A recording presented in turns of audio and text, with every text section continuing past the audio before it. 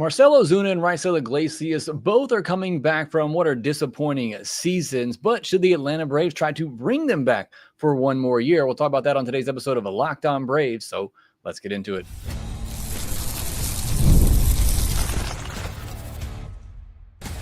You are Locked On Braves, your daily Atlanta Braves podcast, part of the Locked On Podcast Network, your team every day.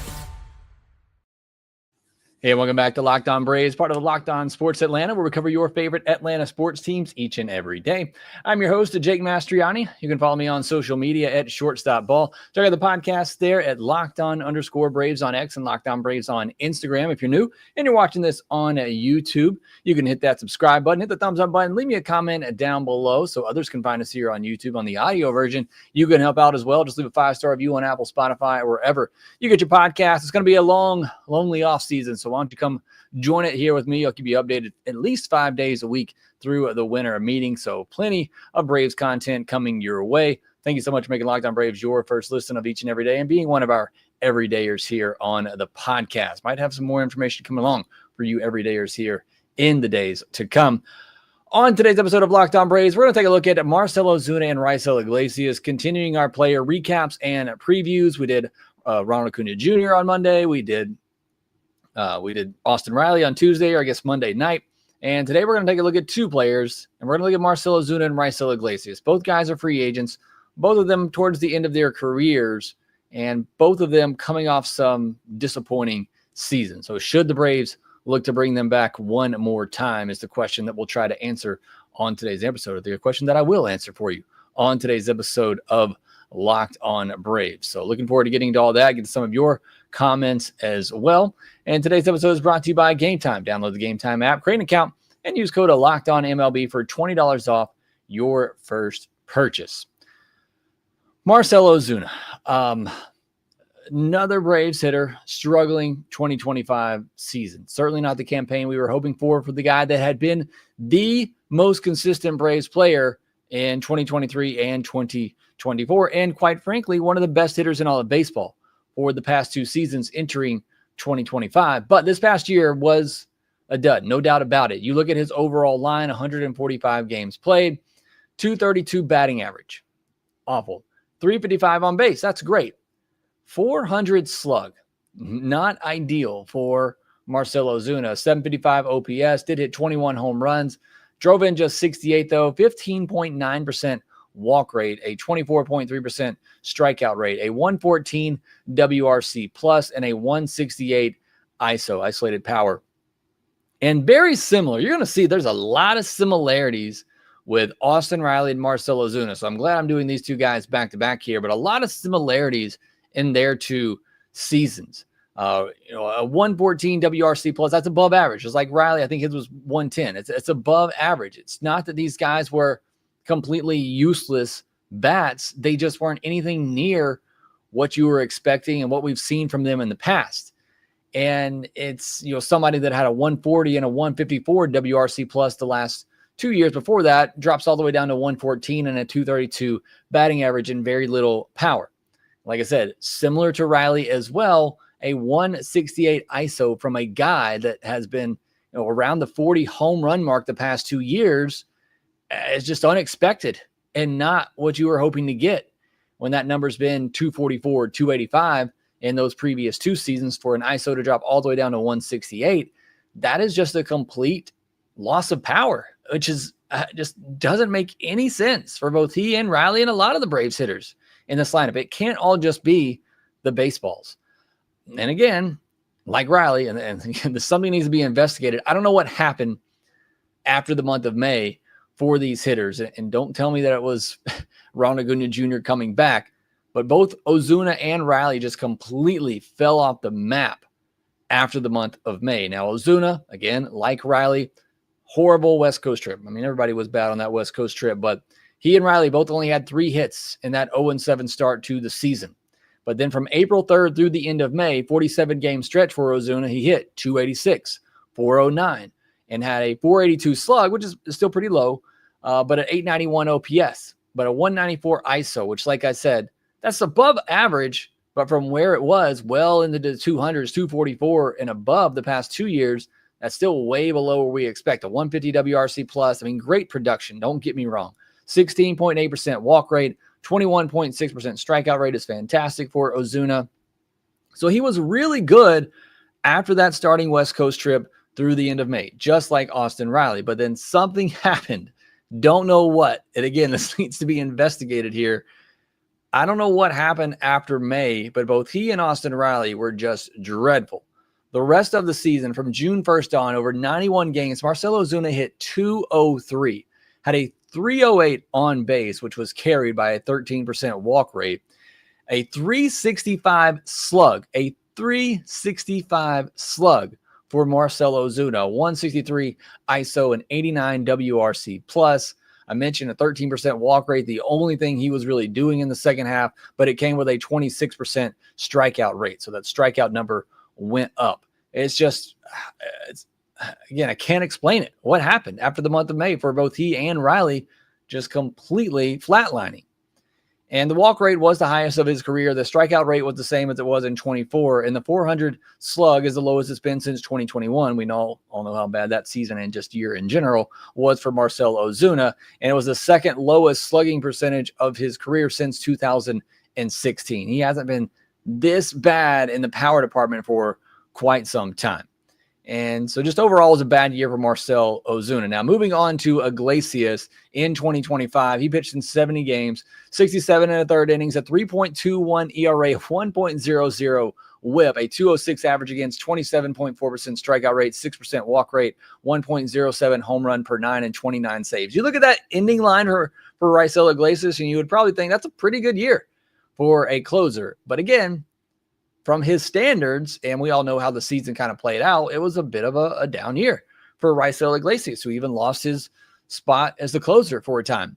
That ERA is the highest he's had since 2019 and the third highest of his 11-year MLB career. And that just points out how great and how consistent Raisel Iglesias has been over his 11-year big league career, that a 3.21 ERA is the third highest ERA of his career. The strikeout rate was actually 1 point higher than it was the season before, but the walk rate was also 1% higher. So more strikeouts, but also a few more walks in there. The home runs is really the big thing. And I'll talk more in the second segment about why I believe that was the case and why I have confidence in him going forward. But the home runs are really where he got hurt, especially early in the year. He went after having a home run per 9 of 0.52, so 0.5, half a home run per 9 innings, basically, for Raisel in 2024, to 1 home run every 9 innings, 1.07 home run per 9 in 2025. So that number pretty much doubled in, I think that's how math works. I'm not sure. Correct me if I'm wrong. But he gave up a lot more home runs, especially early on in the season. It did taper off late. It was a tale of two halves for Raisel Iglesias. Before the All-Star break, 36 and 2/3 innings, he had a 4.42 ERA, a 1.20 whip, a 257 average against, and 7 home runs allowed. But after the All-Star break, 30 and 2/3 innings, a 1.76 ERA, a 0.75 whip, a 136 average against, and just 1 home run allowed after the All-Star break. And again, we'll talk more in a second about the change that Iglesias made and why I think we can believe in what he did in the second half, where he pretty much looked like his old self. And again, even the overall numbers you look at for Iglesias in 2025 are pretty good, especially if you take away that rough first half that he had. So those are the numbers. Those are the seasons. That's how 2025 unfolded for both Marcell Ozuna and Raisel Iglesias. Next, we're going to take a look at both of those guys going forward and why I think the Braves should or should not bring back either of those players. We'll get into that here next. There's nothing like catching a baseball game live, the energy, the crowd, the chance to see your team in person, watching the postseason here, and got to give those Brewers fans a ton of credit. Any moment they get to stand up and cheer and get into the action, even though it looks like they might be going down 2-0 to the Dodgers, they are all into it. And that's what going to baseball games and especially playoff baseball games are all about. But actually getting tickets to those games, That's the tough part. Cues, login screens, surprise feeds. It takes all the fun out of it, and that's why I use Gametime, the app that gives the advantage back to fans. Gametime is fast, easy, and backed by the Gametime guarantee. You'll always get 100% authentic tickets delivered on time and at the best price. Plus, all fees are included, so the price you see is the price you pay. Every Braves game that I went to this past year, I used Gametime. It's super simple. You get the exact view from your seats, so you know exactly what it's going to look like. There's zone deals. You pick the section, the Gametime picks the seats, and you save big. Download the Gametime app, create an account, use code LOCKEDONMLB for $20 off your first purchase. Terms apply. Again, that's promo code LOCKEDONMLB for $20 off your first purchase. Swipe, tap, ticket, go. Download the Gametime app today. Thank you as always. Making Locked On Braves your first listen of each and every day. Go check out Locked On MLB for your second listen of the day. Solely getting caught up with all the action happening around Major League Baseball, the other managerial searches that are going on. The guys at MLB Game Night are still with you here through the postseason, getting caught up on the best highlights from each and every night as well. And the rest of the week here, we'll have one more player preview episode this week on Thursday. If you got somebody in mind you want me to talk about, let me know. I have not decided that yet. So if there is somebody that you really want to hear me, recap 2025, but also look forward to 2026, let me know in the comment section down below. And then on Friday, we'll have our weekly mailbag episodes to get your questions ready for that. On Friday morning, I will submit a post to LockedOn_Braves on X asking for your questions. Submit your questions to that post to be answered on Friday's mailbag episode. Getting back into today's episode, though, should the Braves bring back Marcell Ozuna and or Raisel Iglesias? Let's start with Ozuna, and my quick answer for him is just no. And it's not so much that I don't think Marcell Ozuna can be a valuable hitter again. I do think he can be that. And like I said, even this past year, he was still an above average hitter by Major League Baseball standards, by the average of Major League Baseball. I just don't want a DH only player again, clogging up that spot. I think with where the Braves are, and specifically with how they are shaped on the rest of the roster, having a guy in Acuna who needs to be in the lineup every day, but also needs to get off those knees every now and then, having potentially two good offensive catchers in Drake Baldwin and Sean Murphy, but more so Drake Baldwin on days that he doesn't catch, being able to get his bat in the lineup, for having a guy in left field in Jerickson Profar who probably needs some time off in left field and might need a DH spot here or there. I just think it makes more sense with the Braves lineup if the DH spot is more fluid and you don't just have a full-time DH in there clogging up the spot. There's nothing else you could do with Marcell Ozuna. You had to have his bat in the lineup because the Braves needed all the good bats that they can get, but he can't play in the field. And so it hurts the chance. I mean, how long do we sit here saying we need both Drake Baldwin and Sean Murphy in the lineup? They're both playing great right now, but the DH spot's clogged up for Marcell Ozuna. You can't do anything about it. And I know eventually Sean Murphy tailed off, but there was like a month stretch there where you couldn't get your two best hitters in the lineup at the time because Marcell Ozuna was clogging it up. And I just think it makes more sense to have a fluid DH spot, to ride a hot hand in the DH spot. If Baldwin and Murphy are both swinging the bat well at the same time, getting them more at bats. If Acuna needs a day here or there, you can get him in the DH spot. I just think it makes more sense for the team going forward to have a more flexible DH spot. Also, Ozuna will be going into his age 35 season as a DH-only player coming off a down year. Granted, it was still above average based on his WRC+, but a down year for what you would hope from a DH, a guy that is just there to hit.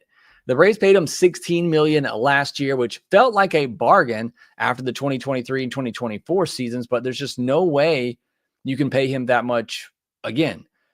For several of these hitters, you wonder how much the approach change may have affected them. Clearly for Ozuna, there was an emphasis on being more patient, being more selective, drawing more walks, and as a result, that worked. He drew a ton of walks. He had the seventh most in all of baseball, and everybody ahead of him played more games. But it also took a huge hit on his power production, as we highlighted in the first segment, looking at his ISO and slugging percentage. So it helped him out, get on base, get his walks, but it seemed like at least it hurt his slugging numbers as well. The thing is, we've seen years like this from Ozuna in the past too. I mean, 2021 and 2022 were just awful years for Marcell Ozuna, way worse than what we saw in 2025. But then, his 2 years in St. Louis, he was just a mediocre player. Then a couple of years in Miami, he was just kind of a mediocre, slightly above average offensive player. And so that's kind of been Marcell Ozuna's career. He'll have some outstanding seasons every now and then, but it's also mixed in with a couple of dud seasons. And is that just what we're seeing here? Or is he fading away with age?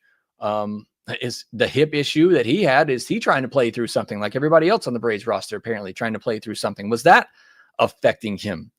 We talked about it.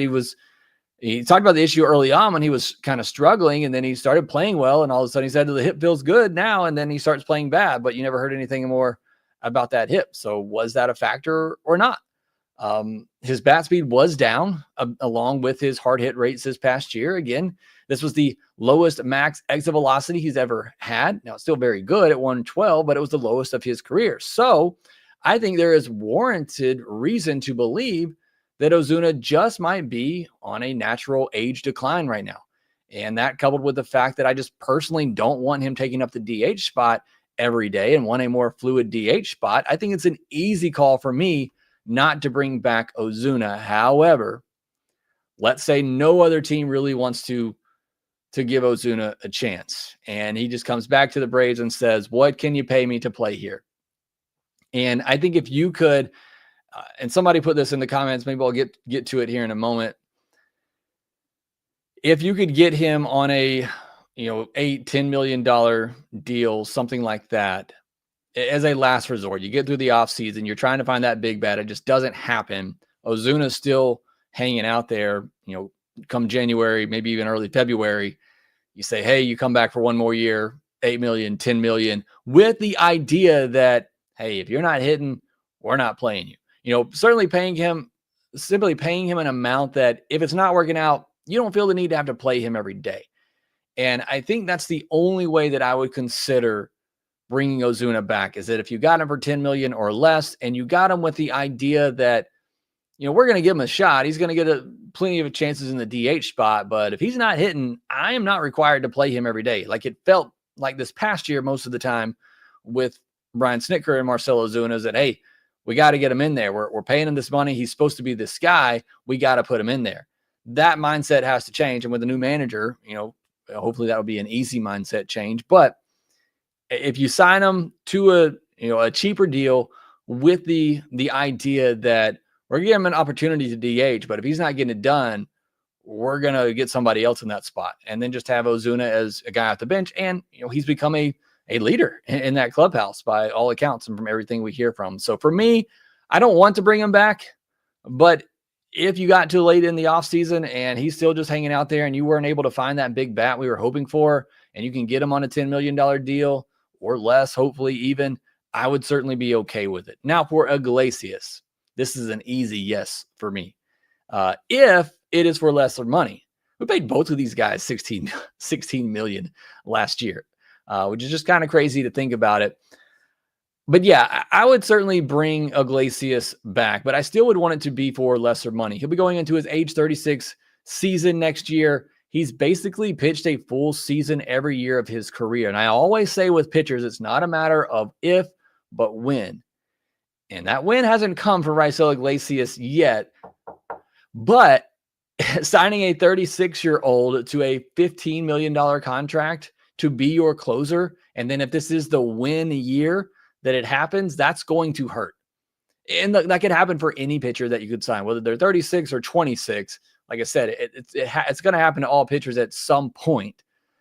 But doing that for a guy who's 36 that has the mileage on his arm as a reliever that Iglesias does, I think there's a higher elevated risk, or maybe not, because you feel confident that he's been able to do it for so long.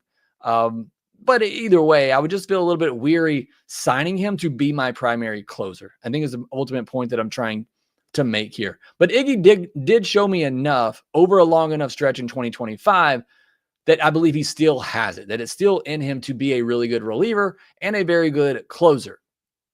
And, to get it back, he basically had to scrap his slider last year. That was really what plagued him early on in the season. All of his pitches really early on in the season, he was missing up. Everything was belt high and up, but especially that slider. He kept hanging that slider to begin 2025. Several of those home runs that I mentioned, 7 of them in the first half of the season. The slider usage went from 21% in 2024 down to 10% in 2025. And again, that was with him basically just not using it in the second half. He'd sprinkle it in every now and then here and there.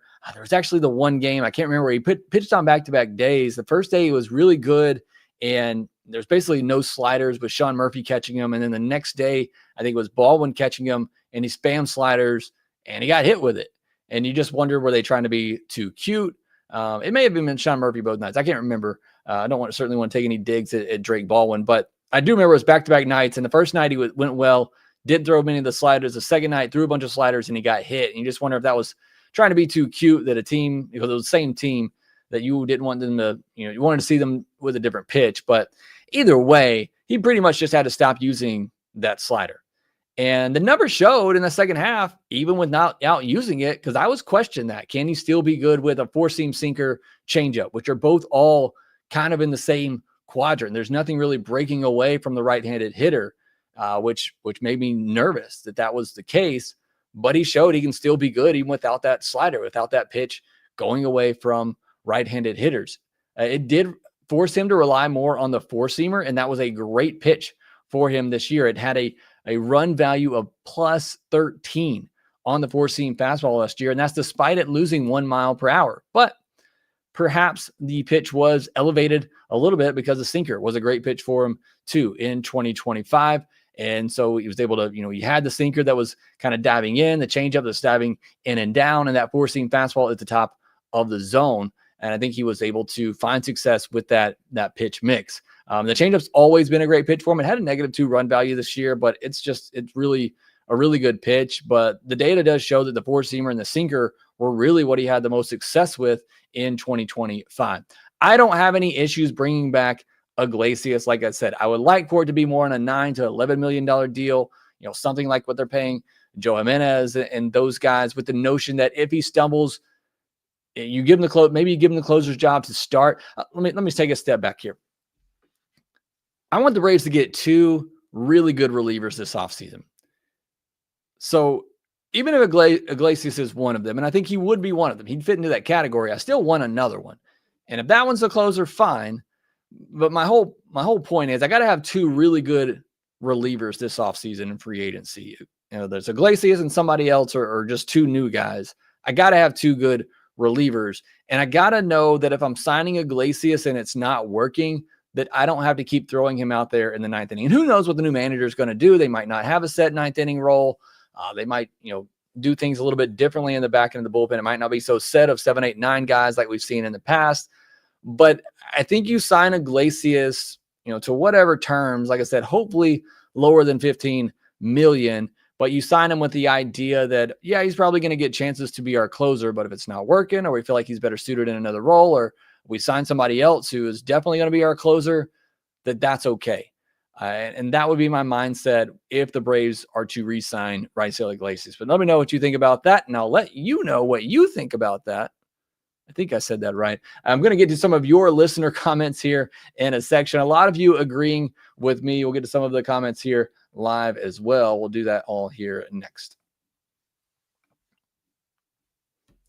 The NFL season and MLB postseason is here, and FanDuel is making sure you're ready for kickoff and first pitch with a can't-miss offer. Right now, new customers can bet just $5, and if your bet wins, you'll get $300 in bonus bets to use across the app.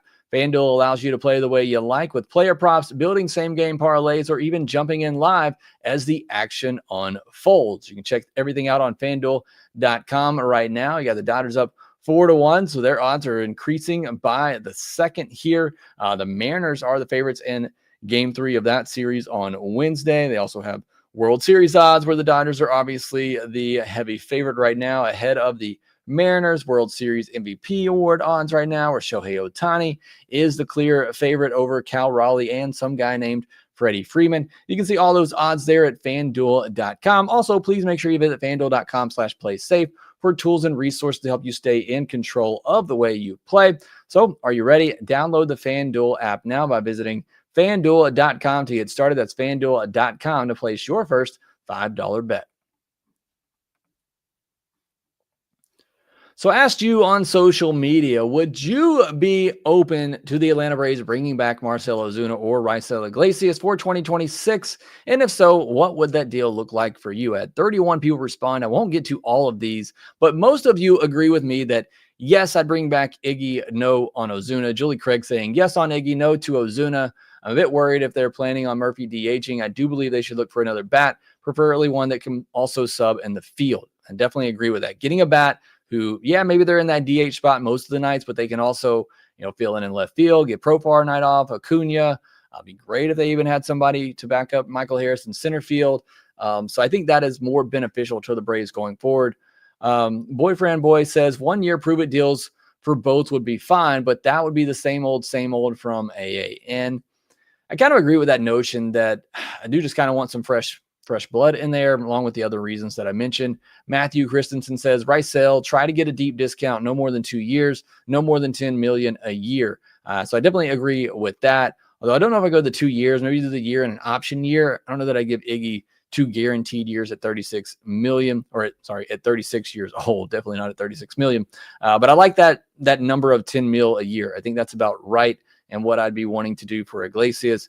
Albert says, Ozuna cannot come back as great of an influence as he is on a lot of guys. The reality is the Braves need to unblock the DH spot so Acuna, Profar, Baldwin, and possibly others can use the slot as a modified day off. I agree with that 100% as well. Finn's Braves, Marlon says, I want the Big Bear back. So there's one vote for getting Ozuna back just to get the Big Bear.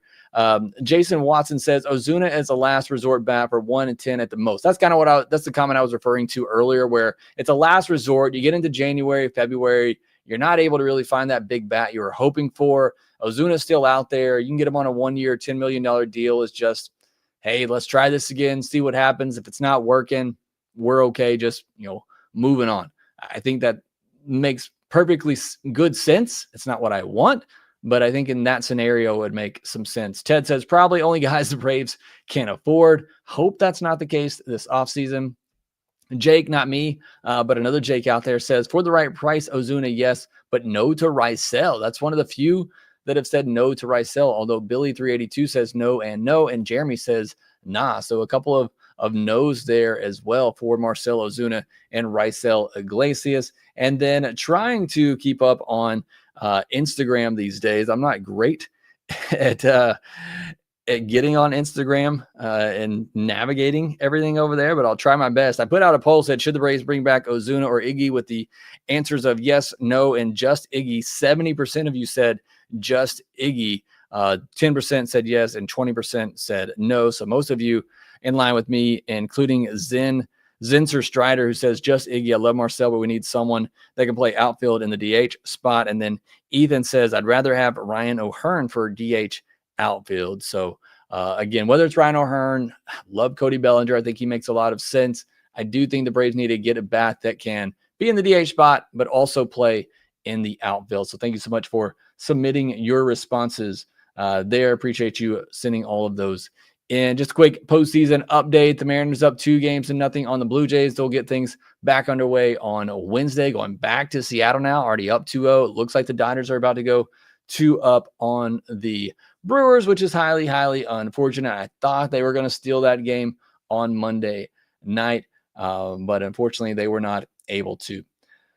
Blair McBride says, definitely they should try to bring back Iggy, but for a lesser amount than he was getting. But I think it's time to let Marcell go. And I think that's definitely the consensus among Braves fans right now. And certainly my feeling as well is that if you can get Iglesias back on a cheaper deal, somewhere in the $8 to $12 million range on a 1 year, maybe 1 year in an option deal, I think that's perfectly fine as one of the relievers you need to get this offseason.